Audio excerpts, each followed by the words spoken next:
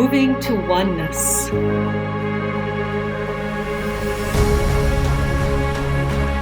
Nourishing curiosity. Embracing differences. Becoming one.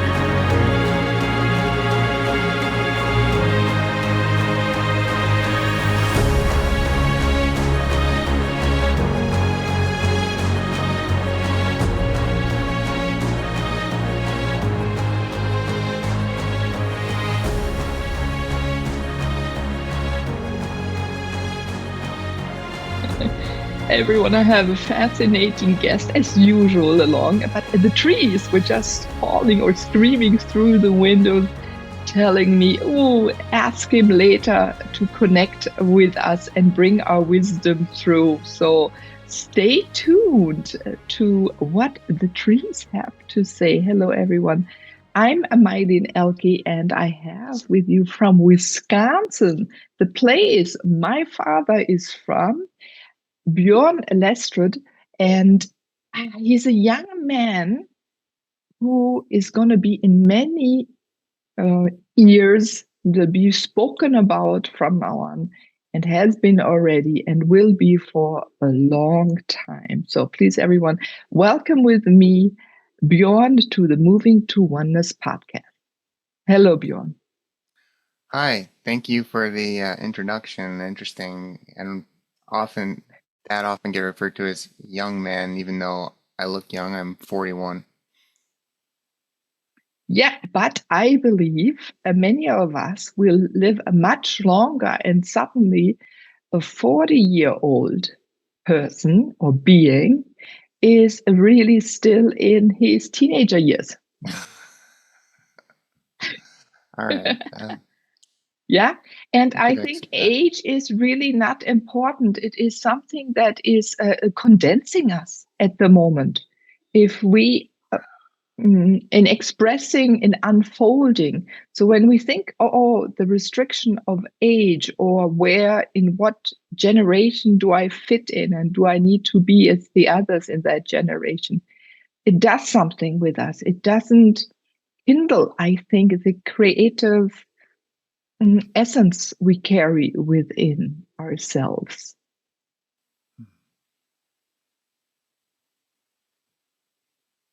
Yeah.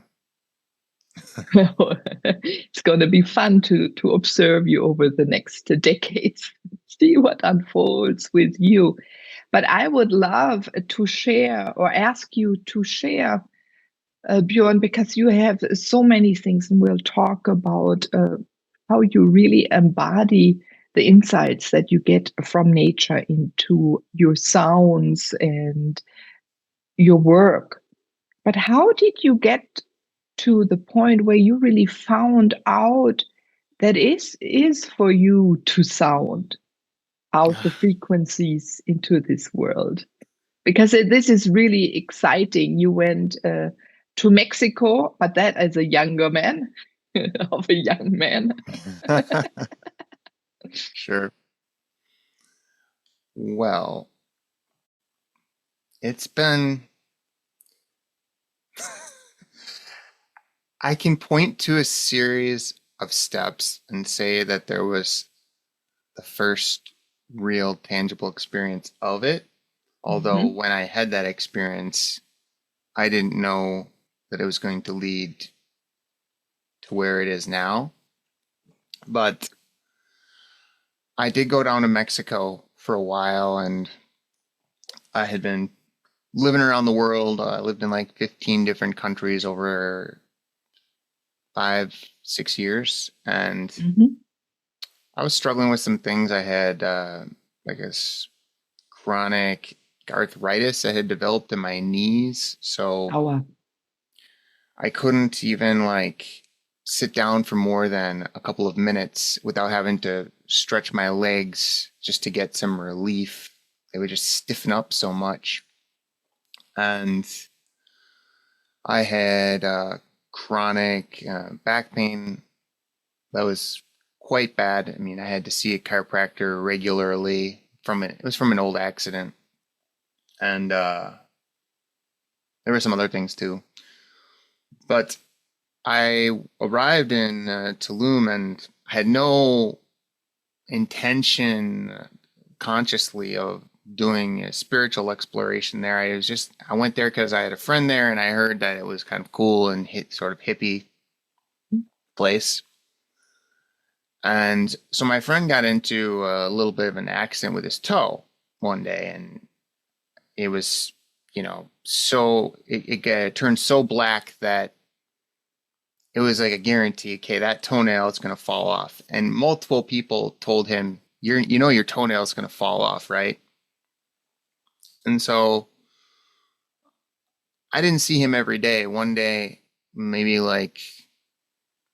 there was a 2-day period where I saw him. The toe was completely black, looked like it was ready to fall. And then 2 days passed and I saw him again. And he said, you have to come to this light portal ceremony that I went to.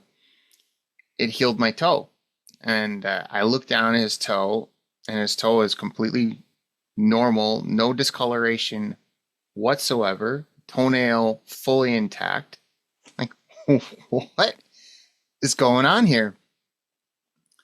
So I went to this ceremony out of just real curiosity. The light portal was a blend of different shamanic traditions and different lineages.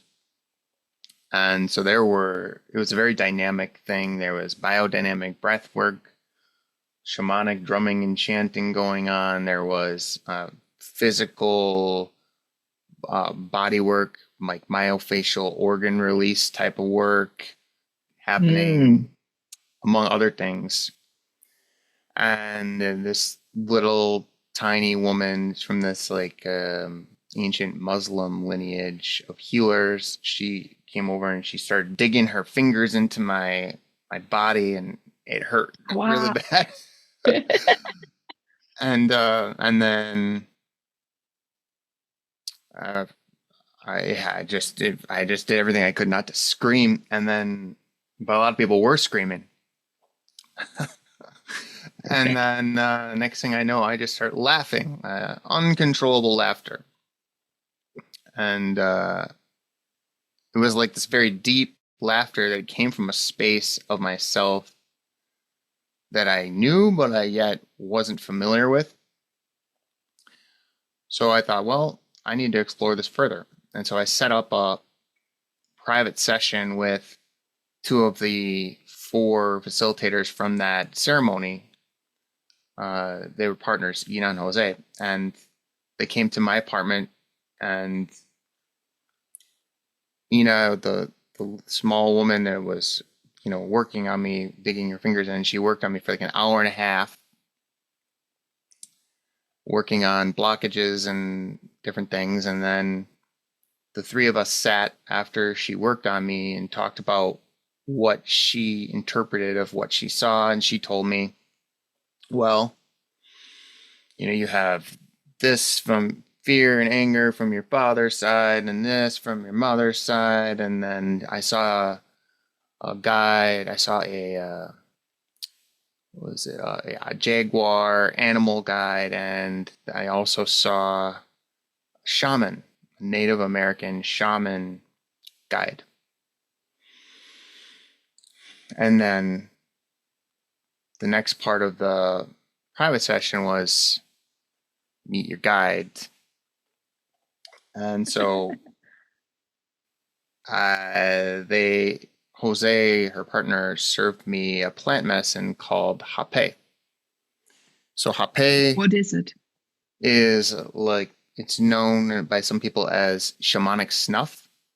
So you can serve it to yourself through something like this, where you would blow through one end, or you have a tepe, which is a longer curved device. Then one person serves it to the other. And so it's tobacco. Most of the hapes, the strongest part of the base is tobacco, but they have, first of all, they're made in by the different indigenous groups that are from the Amazon, and they're generally made with certain prayers and prayer songs and certain energies. But then they also incorporate other plant elements.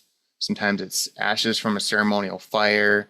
It's common to use the bark from a sunu tree and other things. Depends on the hape. There's many kinds. Anyways, he served me this hape. And then he had these maracas shakers, and he started shaking them in my ears. And then he's just making these little chanting sounds. And I don't know, something, I wouldn't say snapped inside of me, but something started moving.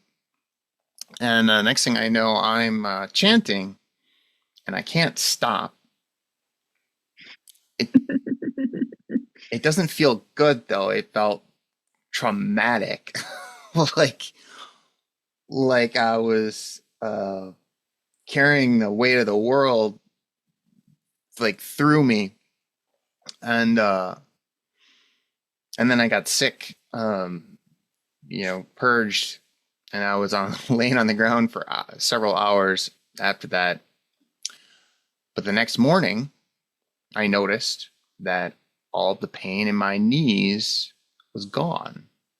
And hasn't come back since.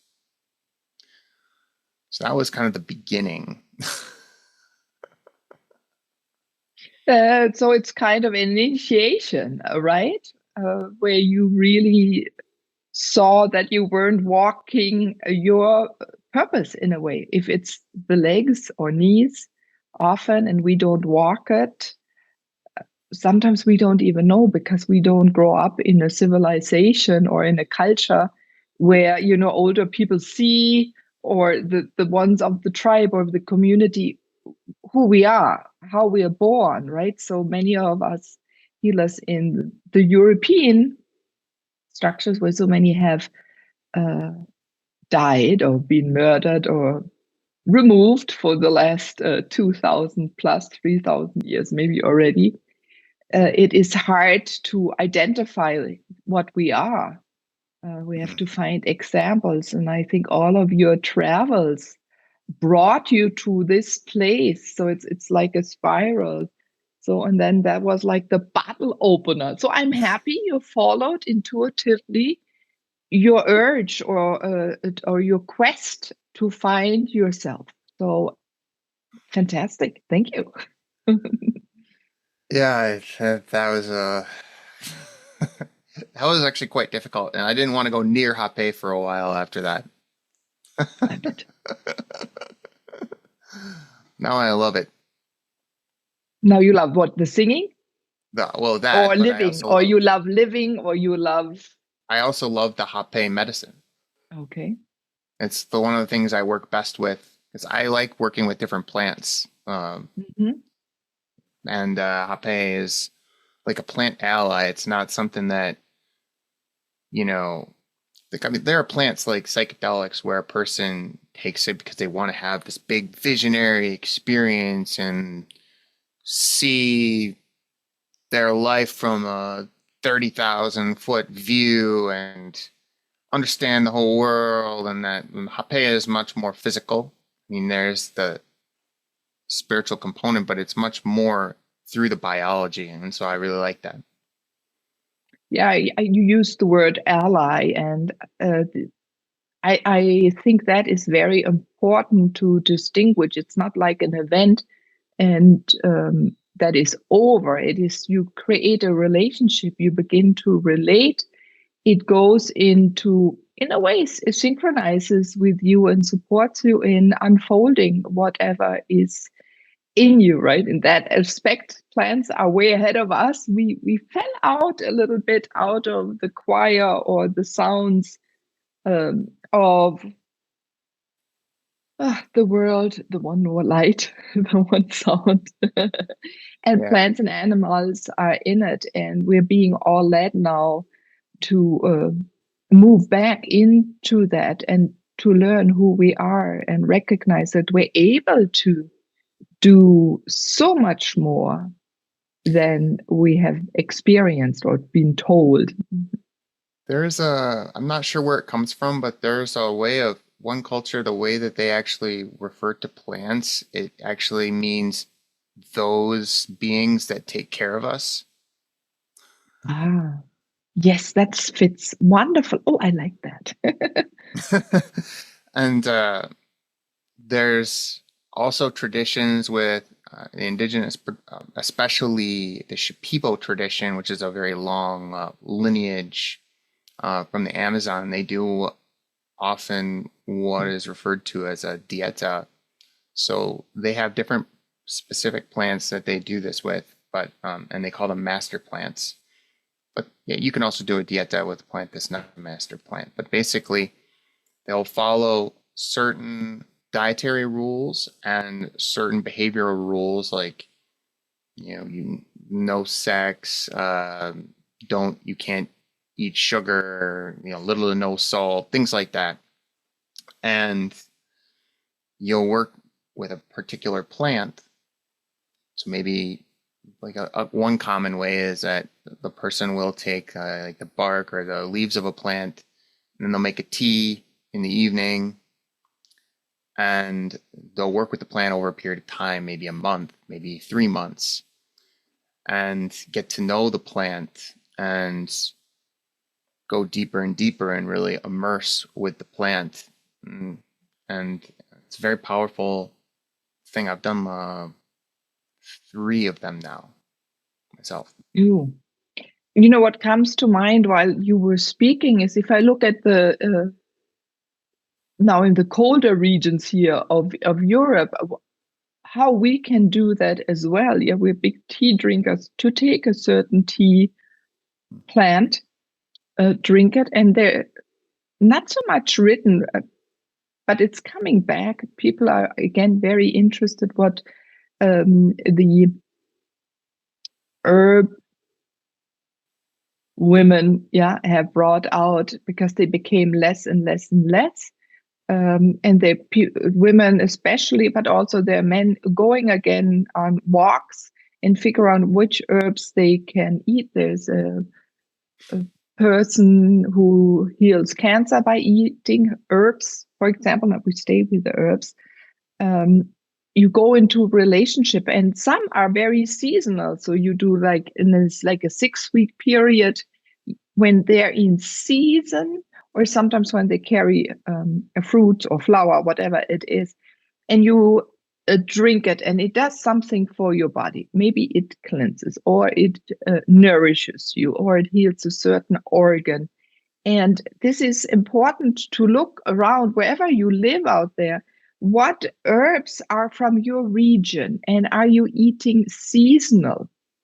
Yeah, and if we do get plants from somewhere else, that we really cherish that it's an extra experience. I don't know, when I was younger, I can remember when suddenly, there was this influx of fruits coming from other continents as well, and warmer regions, which were before rather rare. Now you can find them everywhere.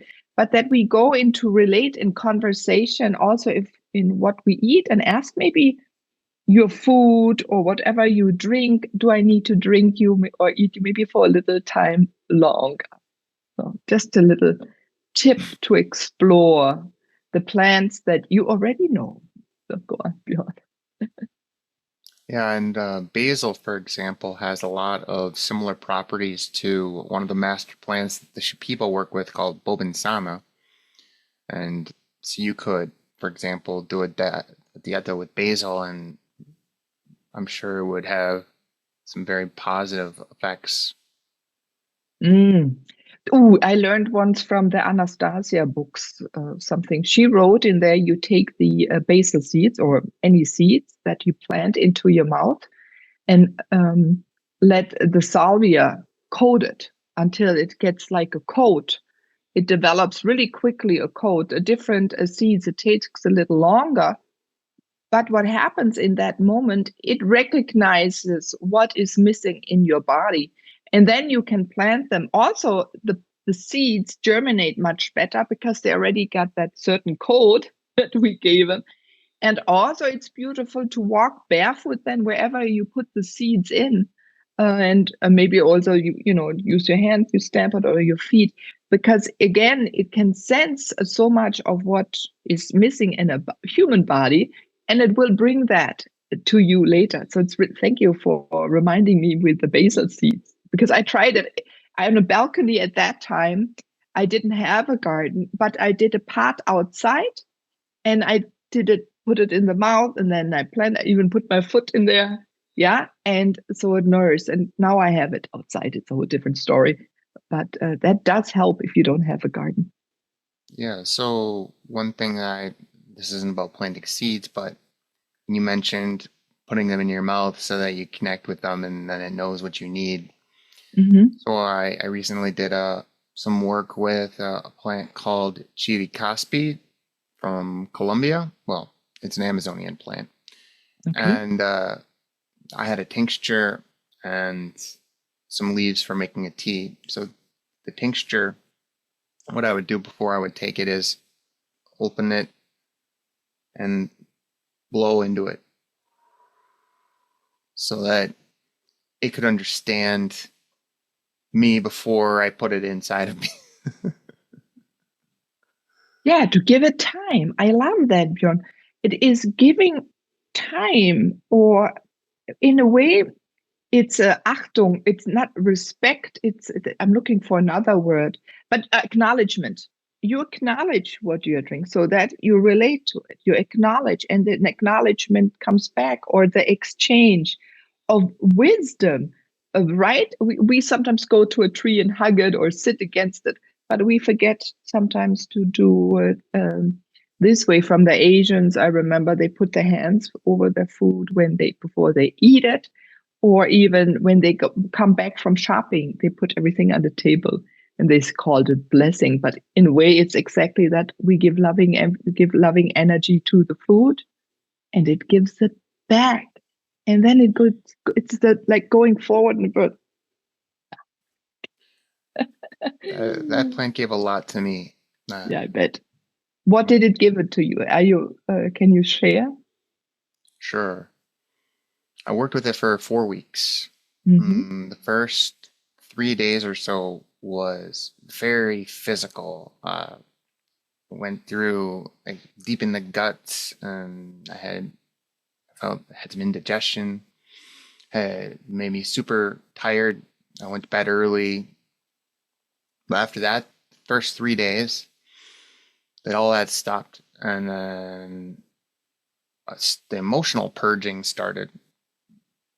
It was a little bit like being rocked like a baby by this plant. Mm-hmm.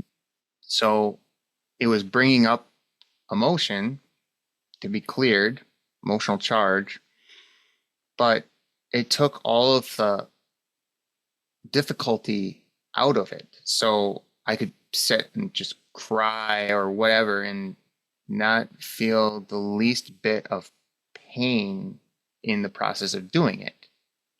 So constantly, because the way I work with my guides, very physical, as you know yourself as well. So when I release emotional charge, I always feel it, like a chills. You could call it the spiritual chills. When I exhale, I feel all the way through my body, a wave of like a tingling sensation, but through the whole body. And so this was happening constantly for probably a week, all the time, every day, crying or just charge release. And then after that, for a couple of weeks, I just started connecting deeper with the plant. And then when I went off of it, definitely it made some permanent changes in me. I just have less fear than before, I guess is the most simple way of putting it. Yeah, and you're more sturdy about what you act on, or you believe more of what you are, and you bring that out into the world. So less fear. This is beautiful. I think that's what many people desire, right, to follow what they think.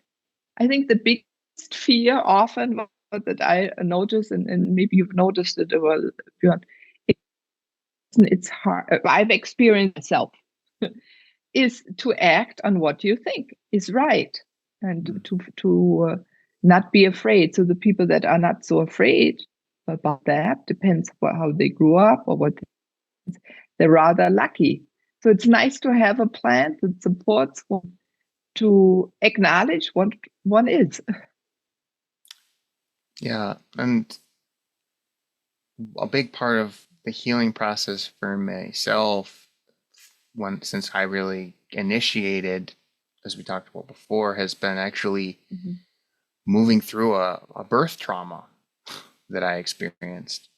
I never realized how much that would affect me, but wow, it did a lot. Yes, I think it's one of the biggest trauma, does when it didn't come smooth, with love, without medication, without, I don't know, there's just so much things put into women if they don't choose a natural birth, the fear of mother. My mother also had a traumatic birth over myself too, right? So a lot of cells burst. Now I walk different because of a birth trauma. But that also put me on a path, Bjorn, to really find out who I am. And we both started, or we call it trauma or differences, is what lets us recognize then later how we're healing, or as it becomes our own body becomes. You can see how a change happens, right? We can explore on our own bodies. For example, then when I channel, or dance a channel, I don't limp. So that gave me the little oomph, or the belief, oh my God, I did channel, first of all. It was another being who I danced, and that the body can transform so quickly. And you told that story now in a few ways, for your friend, for yourself, that there's possibility that is being told is not possible, but it is possible. And we can use our own body to rewrite what we've heard in our life and be an example. And I think we all, or especially healers, we want to be an example, or spiritual people, to others without having always to say so much. And then the body shows everything directly and fast.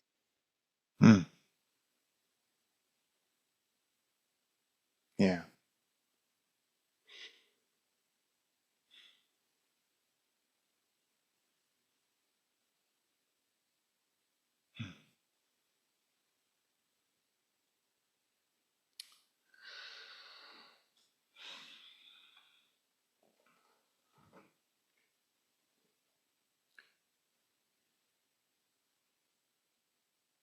You know, when you talk about the body and what it shows, you talk about healers. When I lived in that place, Tulum, you know, it's known as a spiritual community. So, while there's a lot of different healing modalities being offered, and there's, you know, from yoga, Reiki, breath work of all different kinds, different plant medicines, you name it. I also noticed that there's a disconnect as well with having an experience, a spiritual experience, and grounding it. And it happened to me as well. a form of, I guess you could call it spiritual ego that seems to really take hold. And it's very easy to start identifying with some things that can really slow down the development of a person.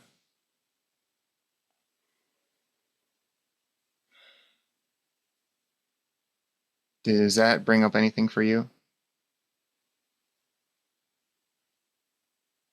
Yeah, we go more into our mind and let our body not move forward. That happens, right? If we can want to intellectually express, it becomes very difficult, because how can you express something to someone intellectually that maybe has not had that experience? Right? That's why I believe it's so important to take people through their own experiences. And for everybody, it's a little different. And it is hard to comprehend, even when we do sometimes ceremonies, or it's hard to explain, and you have to wrap your intellect around it. But once you do a ceremony or a ritual, then it becomes so logic. Not logic. It becomes so easy, and it's oh yes, oh now, this, and you go into a flow, and it's like you have done it before and before, but it's hard to explain later to others. So that's why I think the more people open up, and that's what I liked about you. I thought you were very courageous in exploring your body. You're courageous in trying out things. You're courageous in traveling, exploring other cultures. You keep on exploring. That's a huge curiosity also. So your courage is driven by curiosity. One of my biggest wishes, Bjorn, is that others open up to that, and we do not read about it. Maybe a little bit to get us curious and want to explore it, but to go out and test and try and ask questions. How can I sing? How can I hear nature speak with me? How can I sense nature? How does it feel like? The family had this interest, for example, in plants. Where does it come from for me? So beginning to ask these questions, and we start to open and widen, and the body physically changes. And it's always the awareness of ourselves, awareness of everything around us, the awareness of our ancestors, right? And that gives, it fills us up. It opens us up. You can sense it's not this, right? And we are that. And in that state, when you then want to go to the intellect and explain, it doesn't.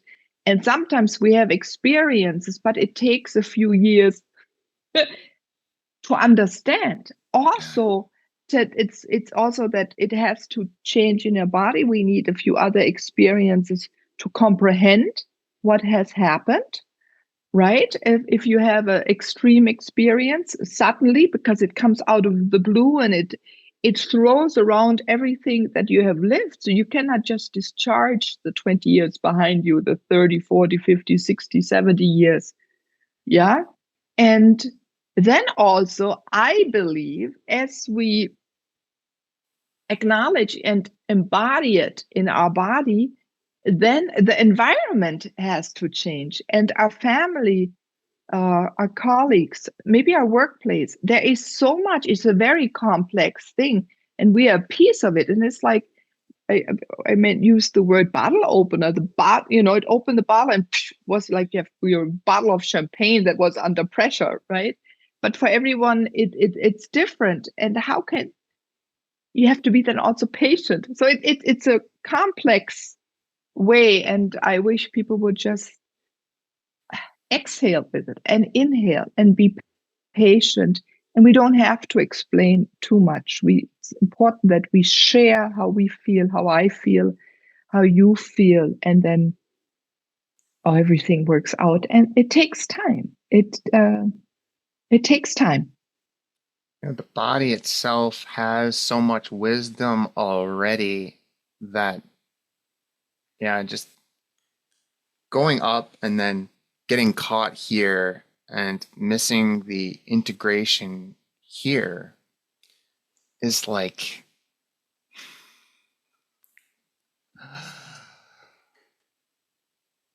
missing the best part. Yeah, it is. It's this best part of seeing yourself and the journey. Ooh, it's enjoying the journey. From the top to come down, the connection, because we are connected to everything and we are in different energy centers or stages, or we're different light, or the connection to the earth.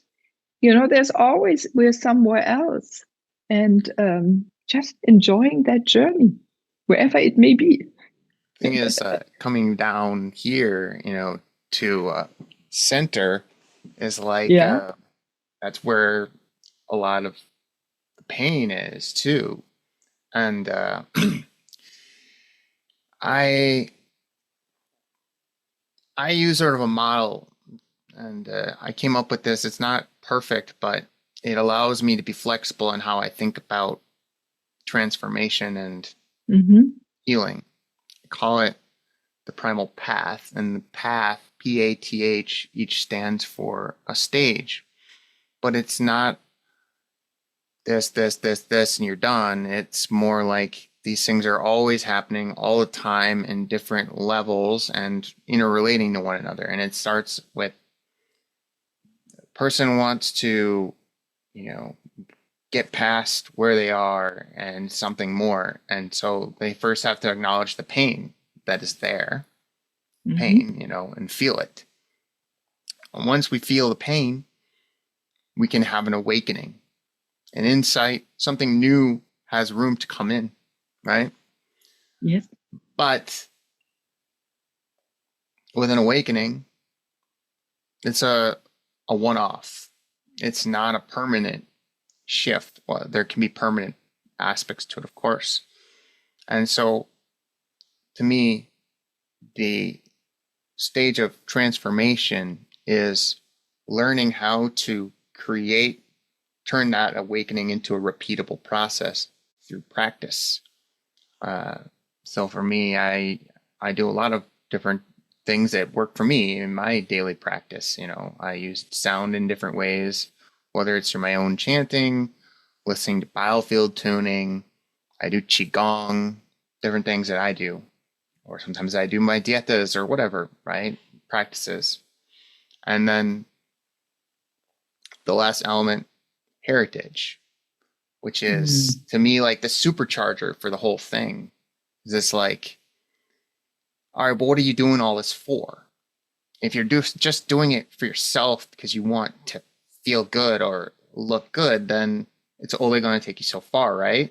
And so if you can see beyond that, connect with something beyond yourself, and see it as a way that, hey, I can actually I have something here that I can bring forward that's my unique expression, and I can bring that out and share with others, then it supercharges all those different parts. If you start to feel your pains more, but they bother you less, you start to have more and more awakenings, and you begin to transform a different way, because it's beyond yourself, and you're connecting with such a greater force. Yeah, you come to that. In my experience, you come then if you keep on going, and I always say I cannot not do. There's an inner drive since I'm a little to do certain things. I'm still going there, and I cannot not be me, right? So I think many healers have that, and others that do it for themselves. It's a start. until it comes out, because we all have a strong purpose why we're here on this earth at this time. So it does come out. And as you do more and more, there comes suddenly the moment, or you have rituals or experiences where you suddenly create realities that maintain themselves. Then you don't have to do that work anymore. You just know, oh my God, oh, this is happening. This is happening. Oh, I thought about this a few years or just a moment ago, and it happens. And you see that how the whole life translates in a way. Visions I had as a little girl happened, things that I thought a moment ago happen, and they have to do not just with myself, but with everything that surrounds me. And that is fascinating. So everyone, keep on going, and sometimes pull back and take time for yourself. If you have something, then again, for the world, bring it out into the world. It's the feeler. Stay true to yourself. Go in the tempo that you desire, and yes, find beautiful ways, like what Bjorn was just speaking about, finding ways to raise and hold what you have experienced, like Qigong, energy work, right? There are many other ways. There's Tai Chi, martial arts, they're all based on moving energy through the body. Yeah. Chanting, using our voice. And Bjorn, you said how many people are here tight. I remember that from myself when I started with the Koreans. The first thing that we started tapping on here, or just pushing just below our breasts, where the rib cage ends, and pushing in there, and how tight, especially women are. Not so much the men with, and it hurts. But you keep on and you dance a little bit, you movement, you put warm energy maybe on it, and it slowly softens. And then we can expand also our rib cage, our organs get more space. But also the voice can come out in a different way. Women drop a little bit in their tone. Men sometimes get a little bit higher, and then they speak their true voice, or begin to sing again, and express their own truth. It all, it all moves together. So even if you do something here and turn a knob, it reacts maybe somewhere else, right? If you massage your head, your toes and foot can relax. So much is connected, and we're learning about it. And I've learned about by trying, and you, Bjorn, also by exploring. What did you notice happened with your voice?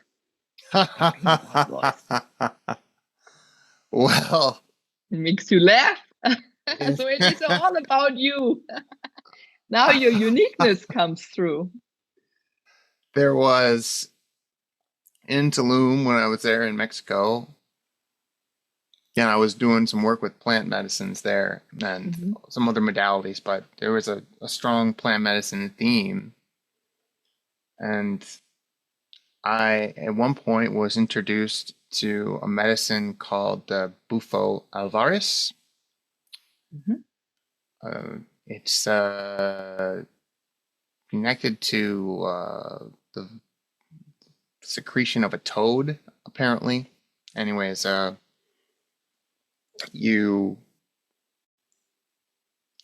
had two facilitators, and it was a private session, and so you'd smoke it. So I would be sitting straight up, taking it in, and then they told me, just put your arms up and fall back. And I had set an intention before this session, that what I wanted to do was open my third eye more, see more.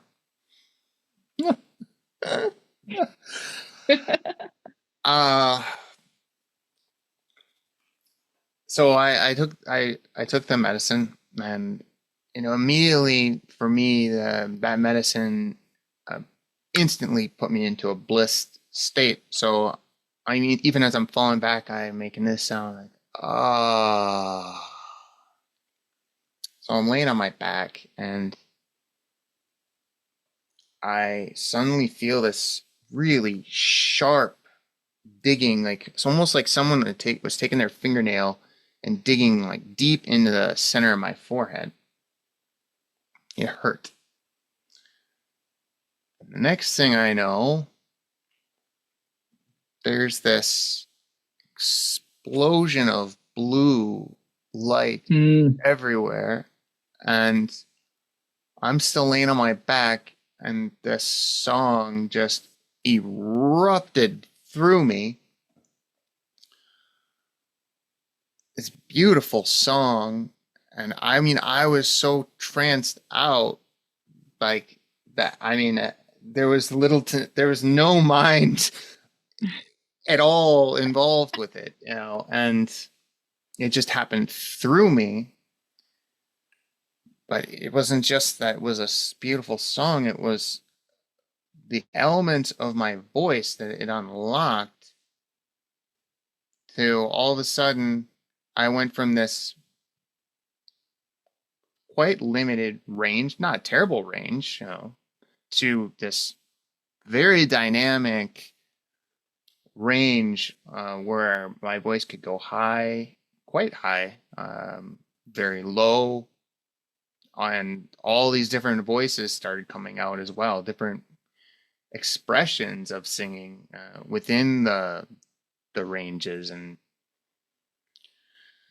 that was an opening for me. And now since then I've used my practice with singing as a way to integrate the insights that I'd get downloaded through my body.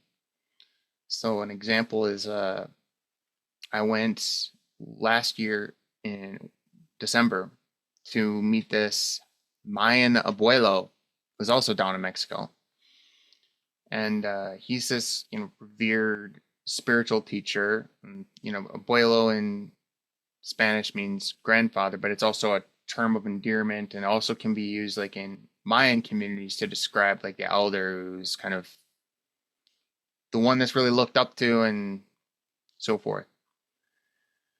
And he had been initiated from a young age with a practice called a putzia, very physical transfer of energy.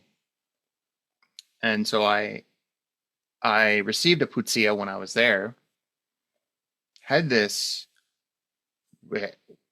wild experience the same evening afterward where literally the entire environment around me transformed, and I saw it differently and felt it differently. And then when I went back over the next few weeks, I didn't really notice much change. But then one evening when I was doing a chant, like a performance, not just for myself, but for other people, this totally new type of sound came through.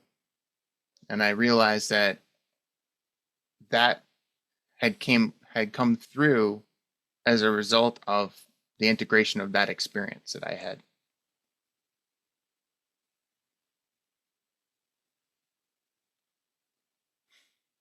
Yeah, I had a similar experience too. It suddenly, bang, there was my sound, my song. I remember the first time it was at the trade show, spiritual trade show.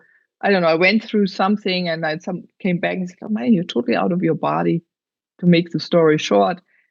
And then the booth took my hand, and my friend who invited me to stay with her while she had her booth, they took each one hand, I don't know, and then said I sang, and I must have sung almost half an hour. They said, so many people came by and whatever, and the cameras took pictures, the TV was there, and I thought, oh my God. And I was surprised, and then later people came and asked if I could sing for their children. But I did, but then I couldn't sing for any. I had only then the courage to sing for the trees. And I think, okay, the wind can sing. But when it comes, and also there now, I think so many beings, myself, living from the star nations, older societies. I've sung many tree species, and it is a beautiful gift, because then the right thing always comes for the right person, for the right topic, or what desires to be or needs to be changed in that, transformed in that a moment, or being brought to this earth. And the sound is so beautiful, because sometimes also words come along from different languages, and then I'm surprised that someone from Africa said, "Oh, you sang our dialect." Then whoops. Another woman said once, "Yeah, it's Polish, Polish." And then I sang that, but it took time and courage to start singing it to people. And sometimes I'm at home and I sing. I sing while I carry the laundry downstairs, because I sing then for the world. Yeah, but it was a journey to freely just open up, especially because I was told once in school I couldn't sing, and it hurt me. They threw me out of music class, and you had to take 2 years of music the last 12th and 13th grade. Okay, I was a rebel, I remember. But so it was even a bigger oxymoron for myself, after being told how my voice is horrible and that I couldn't speak, and also being dyslexic, right? It's like too many things I couldn't use the voice for. And then look what I'm doing now. I'm singing. I had a radio show and a podcast. So everyone, when it comes through, whatever you're supposed to do, like for Bjorn, when suddenly all his arthritis was gone, so he can feel how body can transform, or when Bjorn's voice suddenly comes out and is unstoppable now and opens up to more and more beings and singing the voice. And never forget, also your voice and your wisdom comes through sometimes as well, or is in a duet, right? Because they're collaboratives. And I think I would love to invite more and more people to sing, to experience exactly that, because we also become so happy when we sing.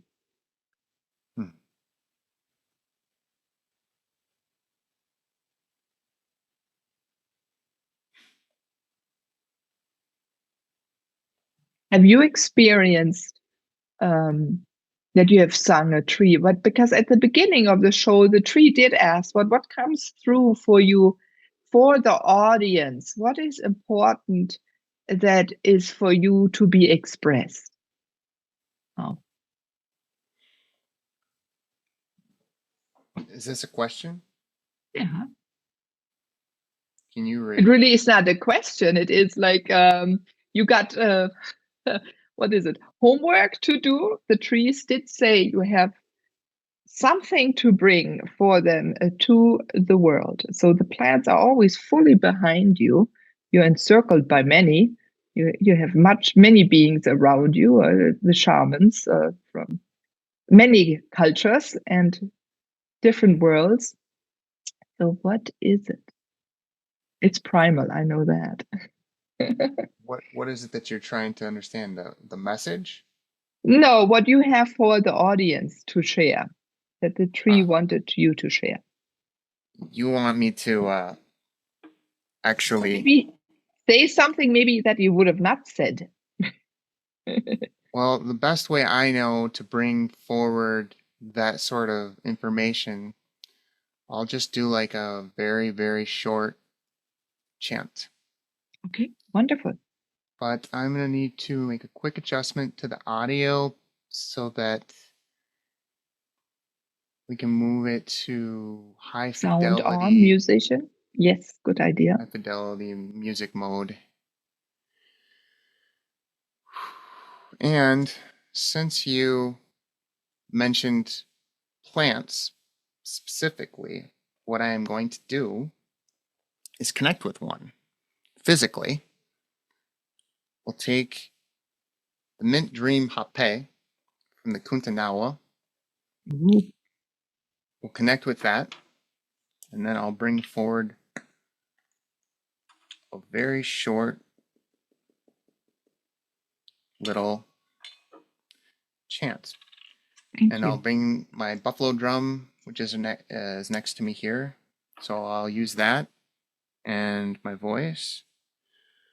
So once I take the hape, I'm going to just sit in silence for maybe 30 seconds to a minute.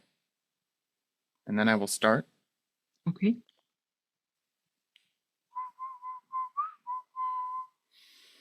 And if everyone would join me in 3 collective breaths, in through the nose, out through the mouth.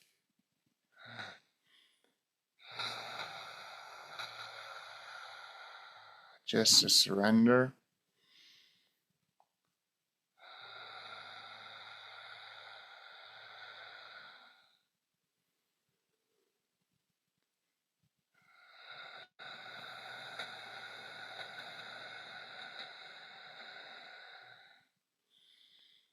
Onrai mizini sai kiranlangi tano imingato. Poromingi stanai krane mitano imingi tana saritai.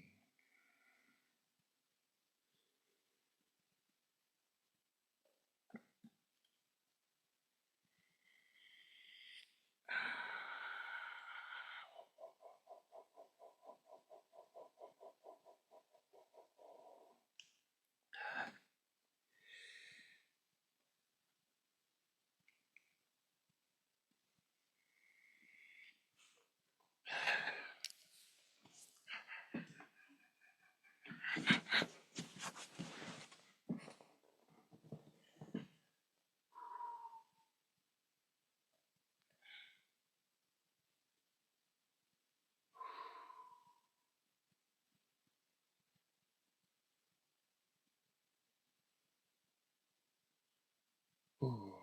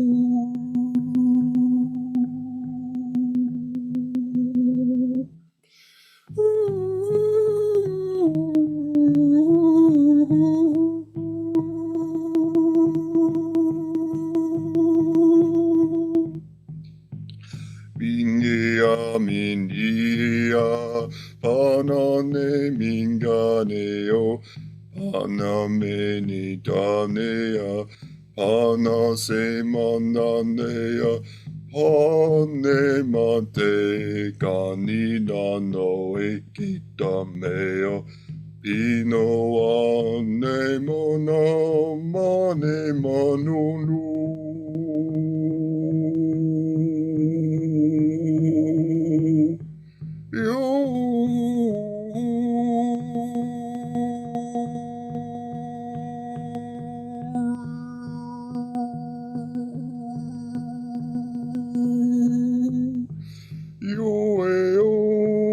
Sane kano e monatona kama se tomone kenga mano wa mano tano wa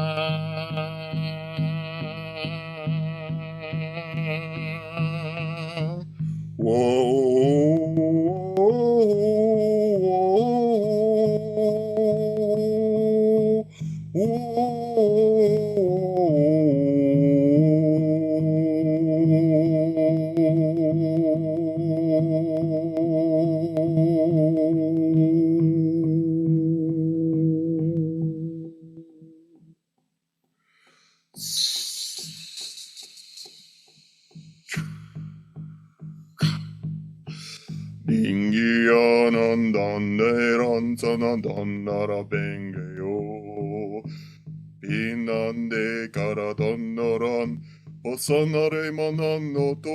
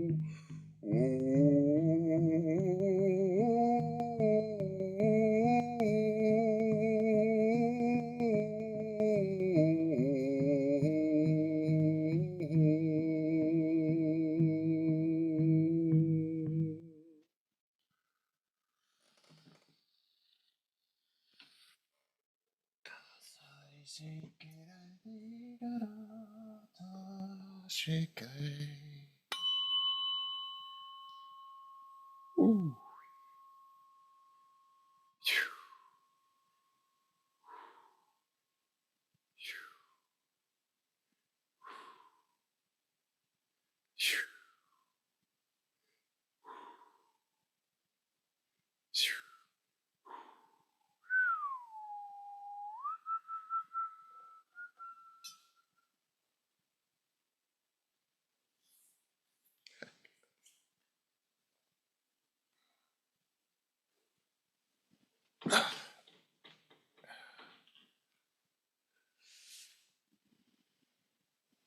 Wonderful. Oh, thank you. That was a beautiful gift for all of us, for myself, for yourself as well. And wow, thank you, thank you, thank you. And I think, everyone, I want to leave you a little bit in this beautiful energy. I will ask though, Bjorn, how you can get in touch with him.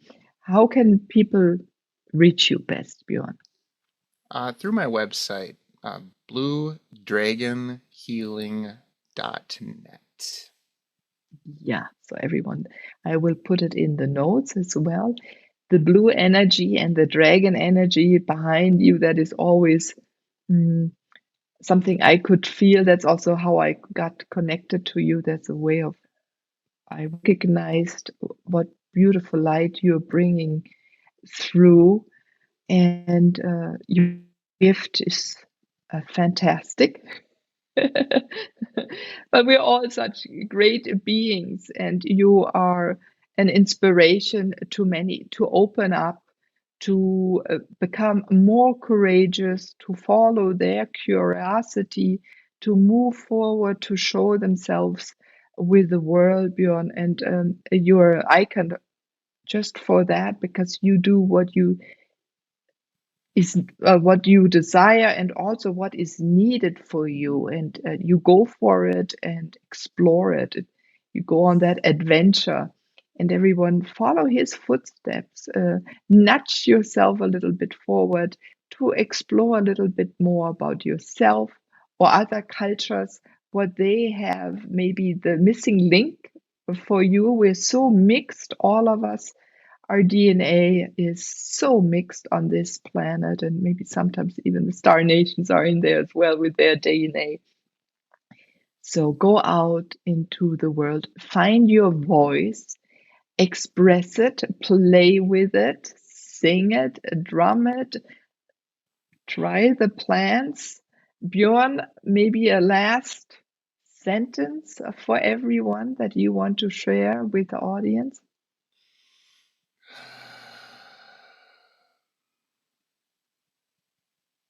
May the winds of being fly through us all. Yes. Be who you are. And be with everything that is around you and within you. Thank you, thank you, thank you.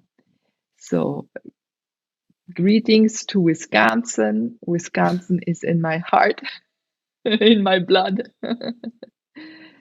And may it be carried by the wind around the globe and beyond. So, everyone, be who you are, play with the wind, sing it out into the wind, and enjoy yourself. Bye bye, everyone. And thanks for being here, Bjorn. Thank you for having me.